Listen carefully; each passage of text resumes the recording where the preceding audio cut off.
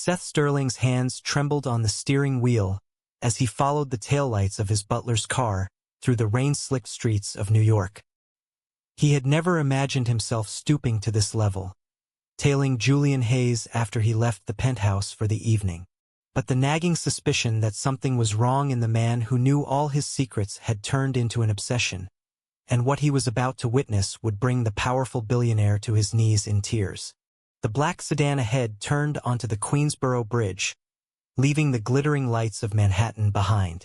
Seth kept a safe distance in his unobtrusive Audi, his mind replaying the past few weeks. Julian had been the perfect butler for 5 years. Efficient, discreet, always one step ahead of every need. But lately, the quiet 28-year-old had seemed exhausted, his usual calm replaced by fleeting moments of distraction. Seth had dismissed it at first as overwork, but when he noticed small withdrawals from the household accounts and late-night phone calls Julian took in the garden, doubt crept in. Was he stealing? Was there a gambling problem or worse? Seth's tech empire had made him one of the wealthiest men in America at 40, but it had also left him isolated. Openly gay since his early 20s, he had faced boardroom whispers and tabloid scrutiny, yet he refused to hide. His extended family in Texas still sent pointed emails about settling down properly, for the sake of the family image and business partnerships. Love had always come with strings or betrayals.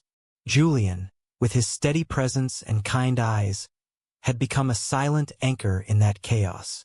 Following him felt like a betrayal of the trust between them, but Seth told himself it was concern, not something deeper. The sedan pulled into a modest neighborhood in Queens, stopping in front of a small 2-story house with peeling paint and a ramp leading to the front door. Seth parked a block away, killed the engine, and slipped out into the drizzle. His expensive shoes sank into a puddle as he approached on foot, heart hammering. Through the front window, partially obscured by thin curtains, he saw Julian inside. Julian was embracing an older woman in a wheelchair. His mother, Seth realized from the resemblance. But the embrace was tense. Voices carried faintly through the cracked window as the rain eased. "You can't keep hiding forever, Julian," the woman said, her voice sharp with exhaustion and pain. "The church knows. Your father's friends from the old neighborhood talk. If you don't repent and live right, I can't keep accepting your money. It feels like blood money from a life of sin." Julian stepped back, running a hand through his dark hair. His usually impeccable posture slumped. "Mom, I've sent every extra dollar to cover your treatments and Sarah's tuition. This job is the only thing keeping us afloat since Dad passed. I can't change who I am. I've prayed, I've fought it for years. But I am gay, and the man I work for, Sethander, I think about him constantly, but I would never act on it. He's my employer. It would ruin everything." Seth froze in the shadows, rain dripping down his collar. The words hit like a physical blow. Julian was gay. The composed, professional man who had managed Seth's chaotic life with quiet grace had been carrying this secret while harboring feelings for him. Tears stung Seth's eyes, not from pity but from a sudden, overwhelming recognition of his own buried emotions. He had admired Julian's strength, his intelligence, the way he anticipated needs without being asked. It had grown into something more, something Seth had refused to name because of the power he held. Unable to stay hidden, Seth stepped onto the porch and knocked. The door opened moments later. Julian's face drained of color. "Mr. Sterling? What are you? How did you find me here?" "I followed you," Seth said quietly, voice rough. "I was worried. I thought something was wrong at work or, I don't know. But I heard what you said." Julian's mother wheeled forward, eyes wide with shock and disapproval. "This is the man? The one from the fancy job?" The confrontation escalated quickly. Julian's sister Sarah, a college student home for the weekend, appeared from the kitchen, looking between them in confusion. Julian asked Seth to leave, anger flashing in his eyes for the first time in their years together. "You had no right to invade my privacy like this." After everything I've done to keep boundaries, you follow me home. Seth stood his ground, rain soaking his suit. I care about you, Julian, more than I realized until tonight. Let me help. Your mother's medical bills, your sister's school. I can make sure none of you struggle. Julian's laugh was bitter. Charity from the boss? That's exactly what I feared. It would make everything I feel even more impossible. You hold all the power here. This is why I stayed silent. Inside the small living room, the air grew thick with tension. Julian's mother muttered about sin and family honor, her conservative upbringing clashing with the reality of her son's sacrifices. Seth saw the weight Julian carried. The debt from his father's illness, the fear of losing the only family he had left if he came out fully, and the daily performance of professionalism while hiding his truth in one of the world's most visible cities. They talked for over an hour, the initial anger giving way to raw honesty. Seth shared his own family pressures, the Texas relatives who tolerated his sexuality only if it stayed discreet for business. Julian admitted the toll of hiding, the late nights researching treatments for his mother's rheumatoid arthritis, the guilt of lying to his church-going family back in Ohio. By the time Seth left, promising to talk more at the penthouse the next day, tears had fallen. Not dramatic sobs, but quiet ones that left both men shaken. The drive back to Manhattan felt endless. Seth realized he had crossed a line, and there was no going back. The next morning in the penthouse overlooking Central Park, the air crackled with unspoken tension. Julian arrived on time as always, but his movements lacked their usual fluid precision. He prepared Seth's coffee exactly as he liked it, black with a hint of cardamom, but avoided eye contact. "We need to talk," Seth said from the breakfast table, his voice steady despite the storm inside. Julian set the cup down. "Sir, if this is about last night, I understand if you want my resignation. Following me was a violation, but I won't pretend my words didn't complicate things." Seth stood, closing the distance but stopping short of touching him. "I don't want you to resign. What I heard, it mirrored feelings I've been ignoring for months. You're not just my butler, Julian. You're the one person who sees me beyond the money and the headlines." Julian's eyes searched his face, conflict raging visibly. "The power imbalance makes this dangerous. One wrong move and I lose everything. The job that supports my family, my reputation in a field where discretion is everything. My mother barely tolerates the idea of me being gay. If she knew I was involved with you, it would destroy her." They moved to the study, where floor-to-ceiling windows framed the city. Seth shared stories of his past. Relationships that crumbled under the weight of his wealth, partners who saw him as a trophy or a bank account. Julian opened up about his small-town Ohio roots, the father who quoted scripture against the gay lifestyle until his dying breath, the mother who now depended on him while clinging to those same beliefs. The conversation stretched into the afternoon. Seth offered practical help first, covering medical costs anonymously through a foundation he controlled, setting up a trust for Sarah's education. Julian refused at first, pride flaring. "I won't be kept. That's the trap I feared most." But as hours passed, the emotional walls cracked. Seth admitted the jealousy he had felt when imagining Julian with someone else. Julian confessed the quiet moments he had stolen glances, the way he lingered when adjusting Seth's tie or planning his schedule.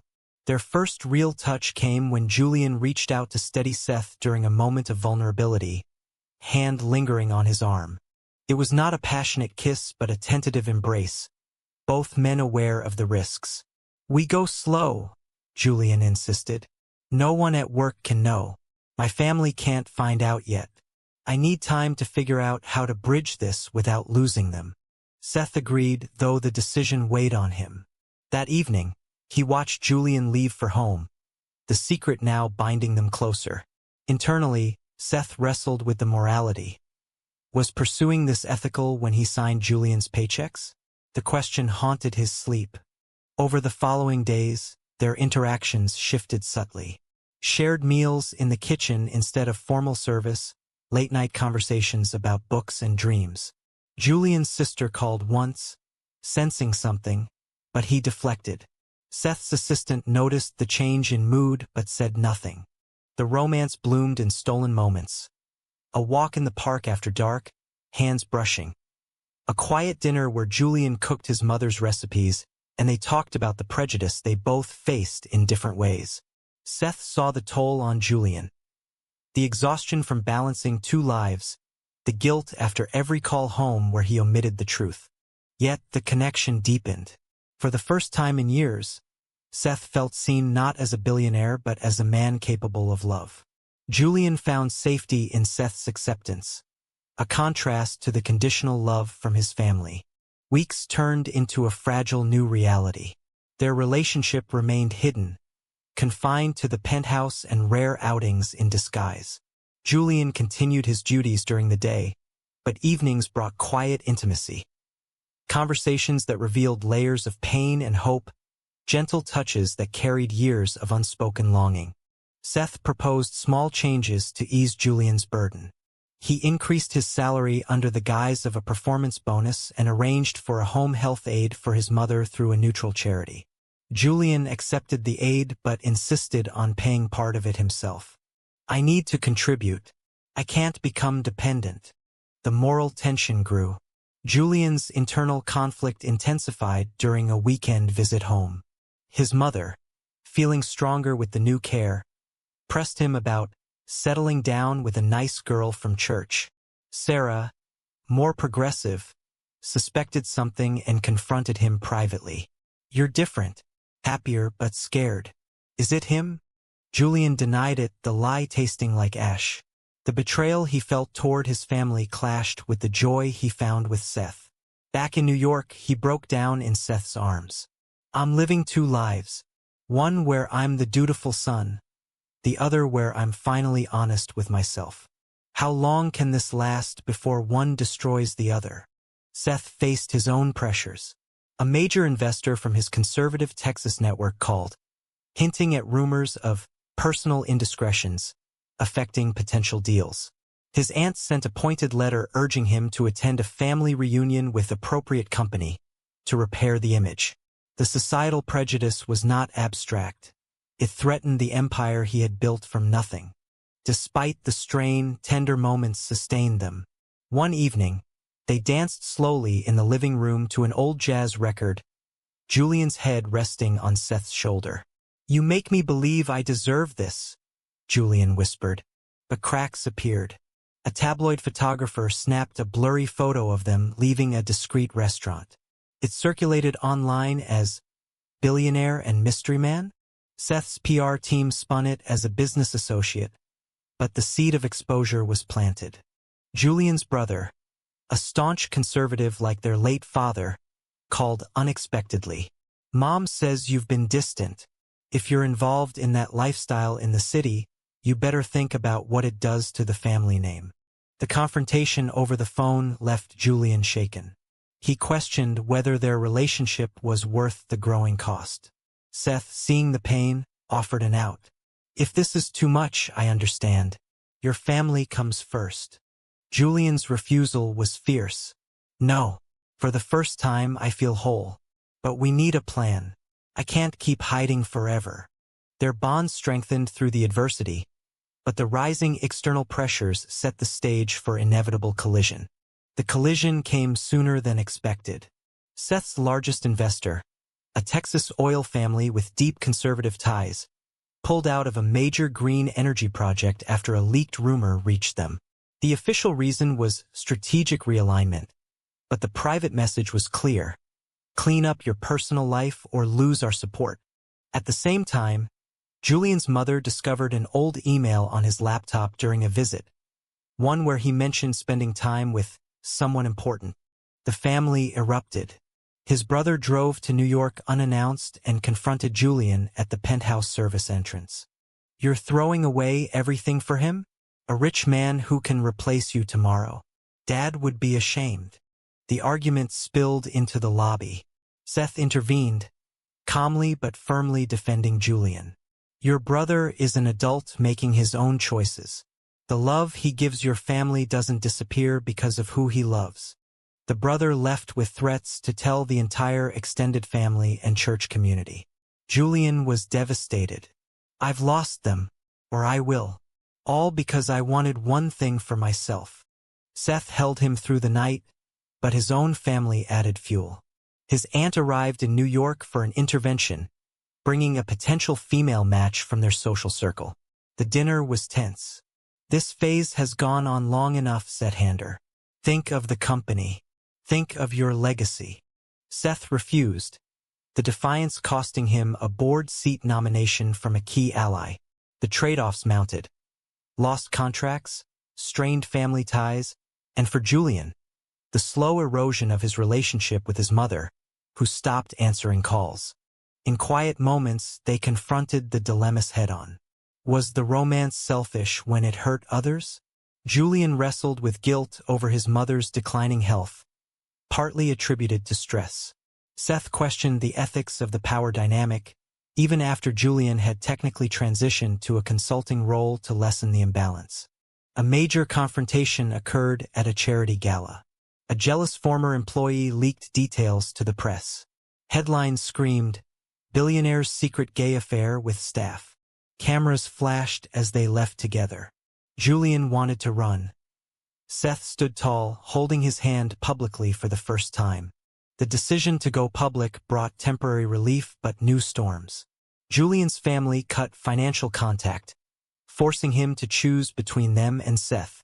He chose love, but the pain was profound. The lowest point arrived in a wave of betrayal and isolation. The tabloid story exploded, affecting stock prices and partnerships. Seth's company faced boycotts from conservative groups. Board members called for his resignation, citing distraction from core mission. Julian's mother suffered a health setback, blaming the stress of the public scandal in messages through Sarah. "You've killed me with your choices," one voicemail said. Julian sat on the penthouse floor, phone in hand, tears streaming as he listened repeatedly. "I did this to her," he whispered. "All the years of sacrifice, and I threw it away for happiness that might not last." Seth's family disowned him temporarily in a blistering group email, accusing him of embarrassing the sterling name. Old friends distanced themselves. The isolation tested their bond. Arguments erupted. Julian accused Seth of underestimating the cost to his working-class family. Seth snapped back about the years Julian had spent hiding instead of living. A breaking point came when Julian packed a bag, ready to leave. "Maybe the right choice is to walk away. Save what's left of my family. You can rebuild your empire. I was never meant for this world." Seth blocked the door, voice breaking. "Don't you see? This isn't about empires or family approval anymore. It's about whether we fight for what we know is real. I spent my life proving I could succeed alone. With you, I finally feel complete." They reconciled through raw honesty, attending couples counseling discreetly to unpack the trauma of prejudice, the guilt of divided loyalties, and the fear of abandonment. Julian visited his mother alone, enduring a painful conversation where she admitted her love but could not accept his truth. The partial rejection left scars but also clarity. External betrayal peaked when a former business rival tried to use the scandal for a hostile takeover. Seth fought back fiercely, using every resource, but the battle drained him. Julian stood by his side, offering strategic insights from his years managing the household, proving his value beyond the romantic role. Through the crisis, both men awakened to deeper truths. Seth learned that true strength included vulnerability and fighting for love despite costs. Julian realized his worth was not defined by family approval or dutiful sacrifice but by authentic living. The turning point came at a private family mediation arranged through a neutral counselor. Seth flew Julian's mother and sister to New York. The meeting was raw. Accusations, tears, long silences. Seth listened without defensiveness, sharing his own journey from a conservative background to self-acceptance. Julian spoke of the love and support he had given unconditionally, asking only for the same in return. His mother did not fully reconcile but softened enough to maintain limited contact. "I don't understand, but I won't lose my son completely." It was not the happy ending of movies, but a hard-won compromise that allowed healing to begin. Seth's company stabilized as progressive partners stepped in, and public support from the LGBT community boosted the brand in unexpected ways. His Texas relatives remained distant, but a few cousins reached out privately. Julian and Seth built a new life together. Julian started a small foundation helping LGBTQ+ youth from conservative families with education and medical support, funded independently. The power imbalance resolved as he became a true partner, not employee. Months later, standing on the penthouse terrace overlooking the city that had tested them, Seth took Julian's hand. The struggles had forged a love tempered by sacrifice, confrontation, and awakening. They had paid the price in lost relationships and professional battles, but gained a profound sense of self and each other. In the end, was it right for Sethander to cross the line and pursue a relationship with his butler, knowing the profound pain it would cause their families and the risks to his career? Or should he have respected the boundaries of class, profession, and tradition to avoid such devastating consequences?